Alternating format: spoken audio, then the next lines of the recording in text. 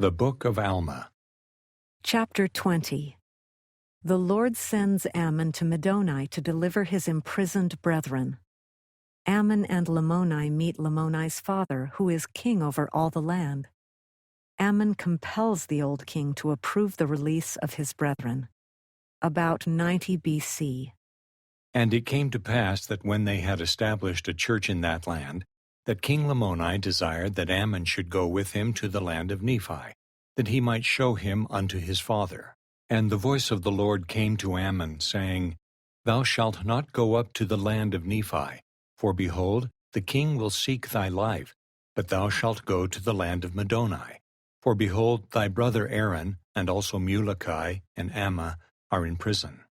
Now it came to pass that when Ammon had heard this, he said unto Lamoni, Behold, my brother and brethren are in prison at Middoni, and I go that I may deliver them.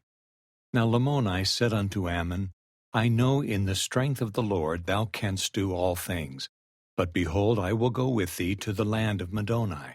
For the king of the land of Middoni, whose name is Antiomno, is a friend unto me.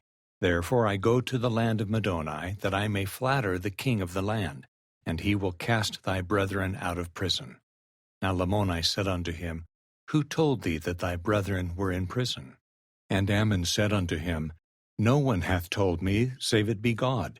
And he said unto me, Go and deliver thy brethren, for they are in prison in the land of Middoni. Now when Lamoni had heard this, he caused that his servants should make ready his horses and his chariots. And he said unto Ammon, Come, I will go with thee down to the land of Middoni, and there I will plead with the king that he will cast thy brethren out of prison. And it came to pass that as Ammon and Lamoni were journeying thither, they met the father of Lamoni, who was king over all the land. And behold, the father of Lamoni said unto him, Why did ye not come to the feast on that great day, when I made a feast unto my sons and unto my people? And he also said, Whither art thou going with this Nephite, who is one of the children of a liar? And it came to pass that Lamoni rehearsed unto him whither he was going, for he feared to offend him. And he also told him all the cause of his tarrying in his own kingdom, that he did not go unto his father to the feast which he had prepared.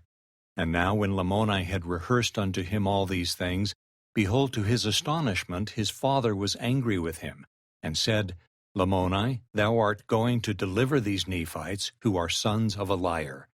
Behold, he robbed our fathers, and now his children are also come amongst us, that they may, by their cunning and their lyings, deceive us, that they again may rob us of our property.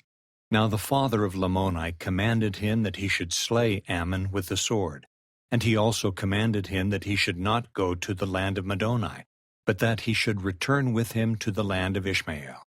But Lamoni said unto him, I will not slay Ammon, neither will I return to the land of Ishmael, but I go to the land of Middoni, that I may release the brethren of Ammon, for I know that they are just men and holy prophets of the true God.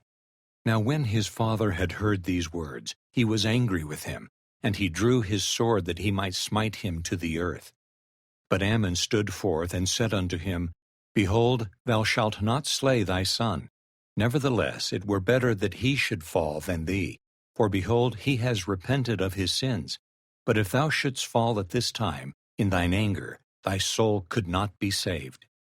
And again, it is expedient that thou shouldst forbear, for if thou shouldst slay thy son, he being an innocent man, his blood would cry from the ground to the Lord his God, for vengeance to come upon thee, and perhaps thou wouldst lose thy soul. Now when Ammon had said these words unto him, he answered him, saying, I know that if I should slay my son, that I should shed innocent blood, for it is thou that hast sought to destroy him. And he stretched forth his hand to slay Ammon, but Ammon withstood his blows, and also smote his arm that he could not use it. Now when the king saw that Ammon could slay him, he began to plead with Ammon that he would spare his life. But Ammon raised his sword, and said unto him, Behold, I will smite thee, except thou wilt grant unto me that my brethren may be cast out of prison. Now the king, fearing he should lose his life, said, If thou wilt spare me, I will grant unto thee whatsoever thou wilt ask. even to half of the kingdom.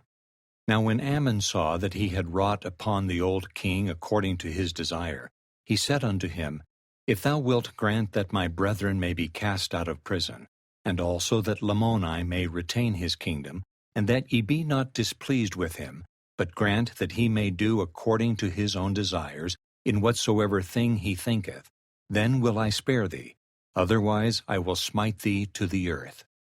Now when Ammon had said these words, the king began to rejoice because of his life.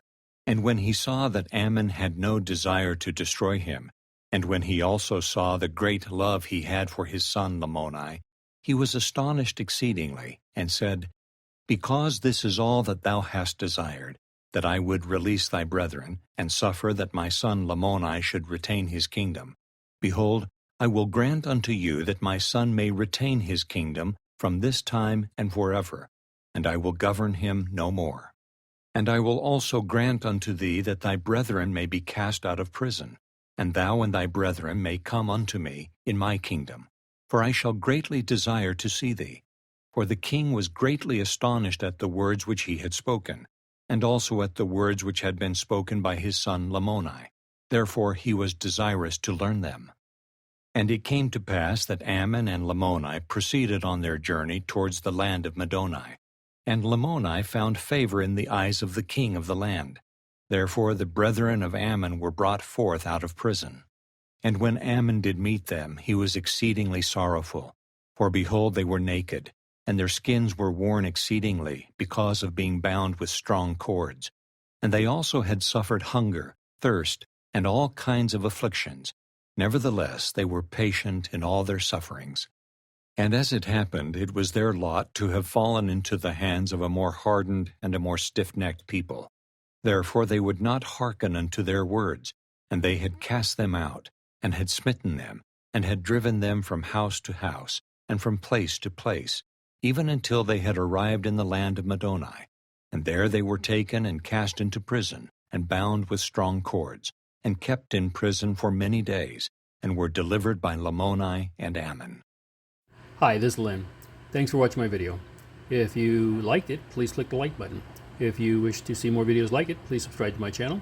And if you want to be notified when I post another video, please click the bell. Otherwise, thanks for being here, and have a great day.